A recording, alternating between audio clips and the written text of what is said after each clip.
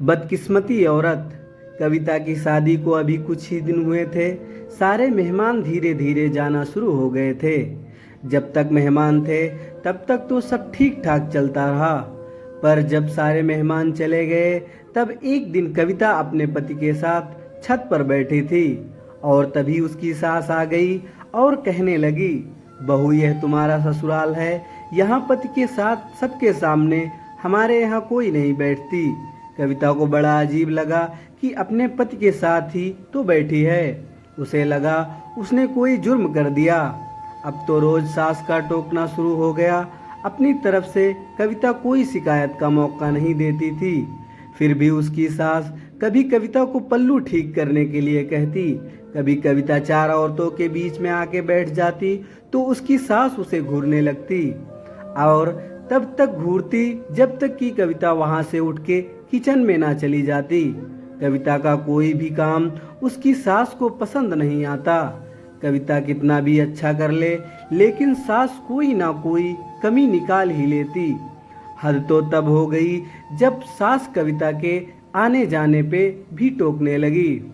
इधर मत खड़े हो, उधर मत देखो, कोई देख लेगा तो क्या बोलेगा। कविता के पति मोहन के एक दोस्त की शादी थी और मोहन को जाना था। कविता ने सोचा शायद उसे भी जाना होगा, तो उसने भी एक साड़ी पसंद कर ली पहन के जाने के लिए। पर सास ने कहा, बहू हमारे यहाँ औरतें शादियों में नहीं जाती। कविता बेबस हो गई, क्या कहती जब पति भी कविता का साथ नहीं देता।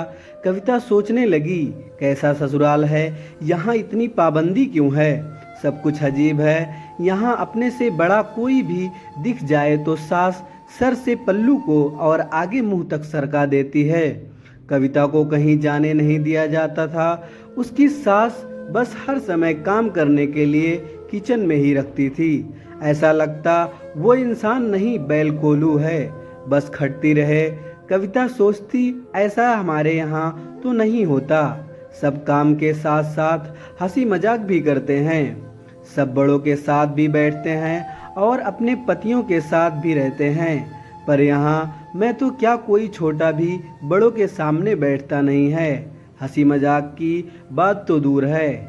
मोहन भी अपनी माँ के सामने कविता के पास कम बैठता था, उससे बात भी कम करता था।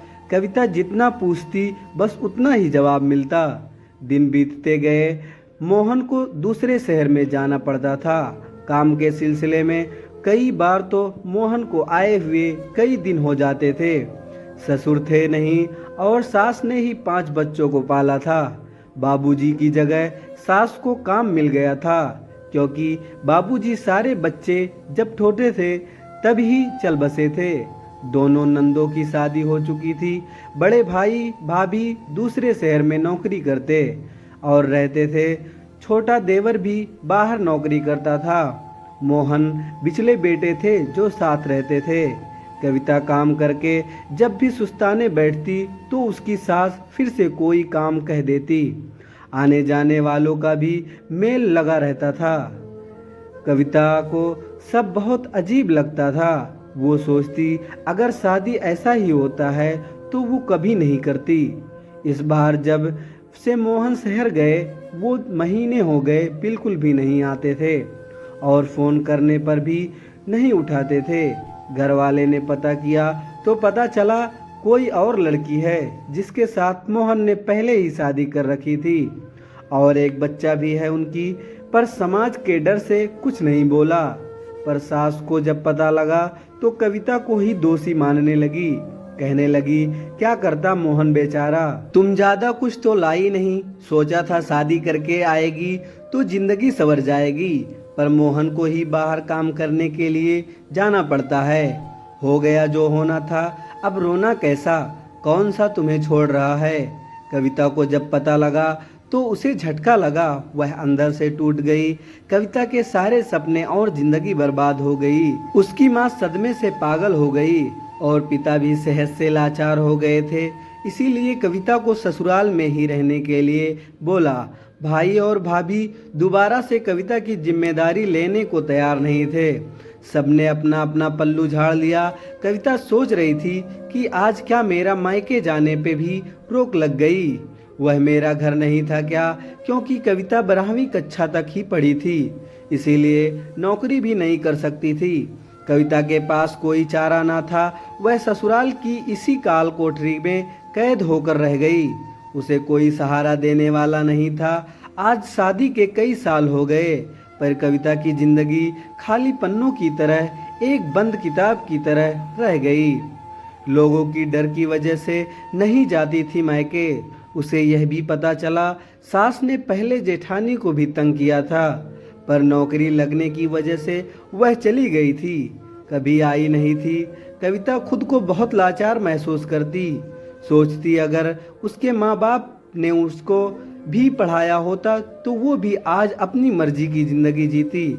जिसके भरोसे इस घर में आई उसने भी बीच मझधार में छोड़ दिया। कविता सोचती चलो सास खरी खोटी सुनाती तो है, लेकिन सर के नीचे छत और 3 समय खाना और जरूरत तो पूरा करती है। कभी कभी महीने 4 महीने में मोहन भी आ जाते हैं। कविता ने अपनी जिंदगी से समझौता कर लिया है कि वही उसकी किस्मत है। अगर आज कविता जैसी लड़कियां पढ़ी लिखी होती और उनके पास कोई नौकरी करने का तजुर्बा होता तो कविता की जिंदगी ऐसे नहीं होती। कविता अपने पैरों पे खड़ी होती। कविता जैसी कितनी ही लड़कियां समाज में घिनौनी कुर्तियों का शिकार हो जाती हैं और दहेज ना मिलने पर ससुराल और मायका दोनों दुश्मन बन जाते हैं।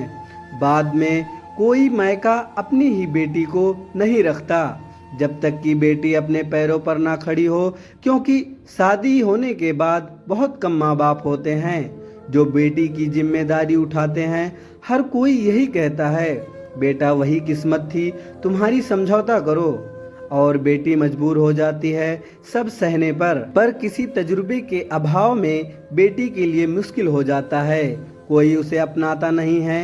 इसीलिए साक्षरता का भी तभी महत्व है जब बेटियों को पढ़ाई लिखाई के साथ उनके खुद के पैरों पे खड़ा होना भी सिखाएं, और ऐसे वक्त में अपनी बेटी बहन का साथ दें, उनको अकेला ना छोड़ो। आशा करता हूँ आप मेरी बात से सहमत होंगे। दोस्तों, वीडियो अच्छी लगी हो तो ज़्यादा से ज़्यादा शेयर करें और हमारे चैनल को सब्सक्राइब करें। धन्यवाद।